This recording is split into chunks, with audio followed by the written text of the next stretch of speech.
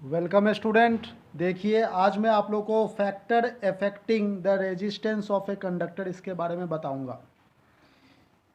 कौन कौन से फैक्टर कंडक्टर के रेजिस्टेंस को अफेक्ट करते हैं। ठीक है, ये 4 पॉइंट यहाँ पे दिया हुआ है 1 2 3 4। इसमें देखिए क्या कह रहा है, एक एक पॉइंट में सब एक एक करके हम लोग समझेंगे। लेंथ ऑफ द कंडक्टर, मतलब रेजिस्टेंस ऑफ ए कंडक्टर जो है वो लेंथ के ऊपर डिपेंड करता है। कंडक्टर मतलब वायर का जो लेंथ है उसके ऊपर उसका रेजिस्टेंस डिपेंड करता है। कैसे डिपेंड करता है अभी समझेंगे हम लोग एक एक करके। और किस चीज़ के ऊपर डिपेंड करता है, एरिया ऑफ क्रॉस सेक्शन के ऊपर। एरिया ऑफ क्रॉस सेक्शन मतलब थिकनेस, ठीक है, वायर की थिकनेस। और nature of material of the conductor के ऊपर डिपेंड करता है कि वो कंडक्टर जो वो किस मटेरियल का बना हुआ है। Temperature of the conductor, conductor के टेम्परेचर के ऊपर भी डिपेंड करता है। ठीक है, तो ये 4 पॉइंट है factor affecting the resistance of a conductor. Conductor के रेजिस्टेंस के ऊपर कौन कौन से फैक्टर डिपेंड करते हैं, ये 4 पॉइंट। समझ में आ रही बात। अब देखिए फर्स्ट पॉइंट हम लोग समझेंगे, effects of length of the conductor. Conductor के लेंथ के ऊपर क्या इफेक्ट करते हैं। ठीक है, कैसे इफेक्ट करते हैं ये देखिए। इसमें क्या कह रहा है, the resistance of a conductor is directly proportional to its length, R is directly proportional to L. Conductor का जो लेंथ है उसके डायरेक्टली प्रोपोर्शनल होता है रेजिस्टेंस। ठीक है, मतलब लेंथ बढ़ेगा तो रेजिस्टेंस भी बढ़ेगा। मान लीजिए कोई एक वायर है, इसका लेंथ एल है, ठीक है, तो इसका रेजिस्टेंस सपोज करो आर है। अब हम यदि लेंथ को डबल कर दें 2L कर दे तो रेजिस्टेंस भी 2L हो जाएगा। ठीक है, तो इस तरह से हम लोग समझ सकते हैं।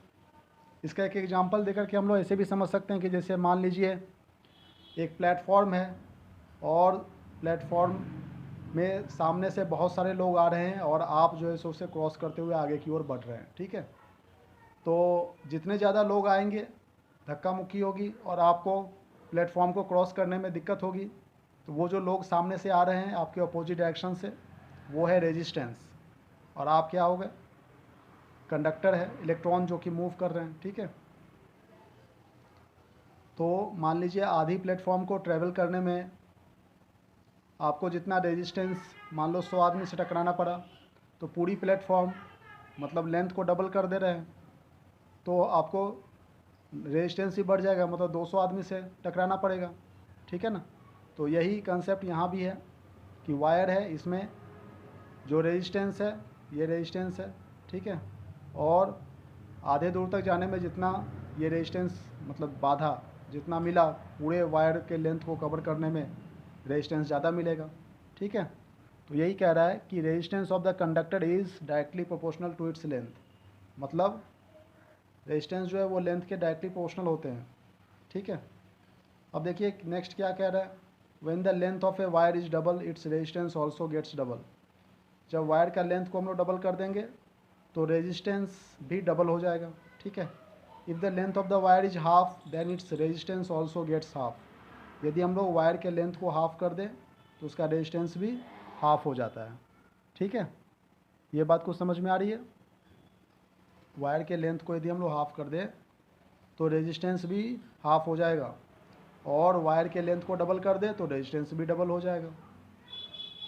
तो जितने भी बोल्ड कलर से लिखे हुए हैं इसी को आप नोट्स बनाएंगे और ये हेडिंग नोट डाउन करेंगे। ठीक है, ये हेडिंग भी नोट डाउन कर लेंगे फेयर कॉपी में।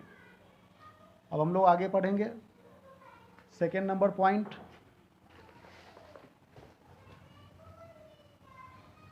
सेकेंड नंबर पॉइंट में देखिए क्या कह रहा है, ए लॉन्ग वायर और long conductor has more resistance and A short wire has a less resistance. मतलब वायर का लेंथ यदि ज़्यादा है तो उसका रेजिस्टेंस भी बढ़ जाएगा, और यदि शॉर्ट है तो उसका लेंथ भी शॉर्ट हो जाएगा। ठीक है, तो ये हो गया पहला पॉइंट। सेकेंड, थर्ड और फोर्थ ये हम लोग नेक्स्ट वीडियो में समझेंगे। Thank you very much.